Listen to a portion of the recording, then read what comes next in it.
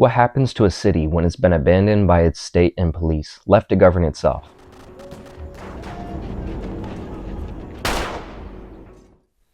That's the reality at the heart of City of God, a 2002 Brazilian film directed by Fernando Morales. Based on real events that unfolded in the City of God favela between the 1960s and 1980s, the film tells its story with a raw, intense documentary style. The film tackles several interconnected themes: the cycle of violence and poverty in neglected neighborhoods, the loss of innocence, struggles with power and masculinity, and racism and corruption. These themes are explored through the personal and journalistic lens of Rocket, a young man who dreams of being a photographer. His narration is not so much an exposition dump, but instead he stops, often with the sound of a camera shutter and pause, to hook the viewer in with important details before letting you watch the scene unfold. The film's gritty realism comes not only from its performance and writing, but also from its visual filming style. Much of it was shot handheld with tight, intimate framing, often keeping the camera at or below a character's eye level so the audience feels like they're right there in the room. Additionally, most cinematic movies shot on film use 35mm, where 16mm is a format often used in indie, low-budget, or documentary-style films.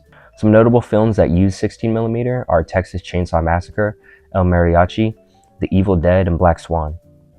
As the name suggests, 16mm is a smaller frame size, which means shots come out with more grain and with less detail, creating a rough and textured look that is also found in the City of God. Shooting on 16mm assisted the natural eye-level shots to place you in the dangerous and unpredictable favela life.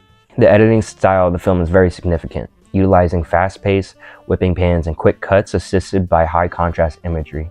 Deep blacks and bright highlights make each frame easier to read at speed and give the action a heightened sense of drama and emotion.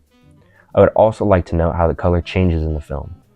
In the 60s, the movie is bathed in a warm orange lens, and as the crime escalates and the gangs grow in power, the movie begins to shift towards a colder green, ending in an icy blue, symbolic of the depraved descent of the movie. To fully understand City of God, you have to look at the forces that created the world it portrays. The events of the film are rooted in legacies of colonization that after independence left systems of inequality and oppression lingering. Decolonial theory helps us to understand the path from a colonized Brazil through independence to a contemporary post-colonial society, and why issues of racism, sexism, poverty, violence, crime, and state neglect still persist. Decolonial theory points out that while formal colonial rule is gone, the systems put in place have been left to continue and to shape social and economic life. In City of God, we see the consequences of this through the favela's physical isolation, lack of infrastructure, and an absence of state protection. Slavery was abolished in 1822, but former slaves and Afro-Brazilians were not permitted to own land. Because of this, they were relocated to impoverished and neglected areas that developed into the favelas.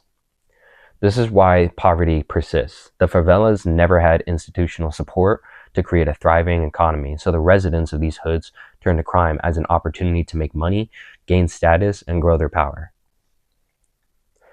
All of this happened while police are bribed to stay away, further isolating the favelas and leaving it in the control of the gangs. From the outside, these people are seen as violent animals, unfit for the rest of contemporary society. With much of the favelas being made up of Afro-Brazilians and people with indigenous ancestry, this perception shapes the stereotypes used to keep these people down. We see it in the way the journalists all flock to the photos of Little Zay and his gang, asking for more to put in their newspaper.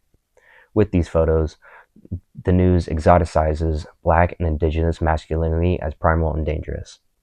There's a lot to be said about this movie as it pertains to the setting and events of the movie, but I would like to end it here by saying how much I really love this movie. The fast pace of the movie made it impossible to look away, and I became so invested in the world I was watching, began to imagine a real-life favela and not just a movie set. I really also loved the aesthetics and the art direction of the film, so it was just really cool. It had so much character. And I also gave this movie 5 stars on Letterboxd. So thank you for listening.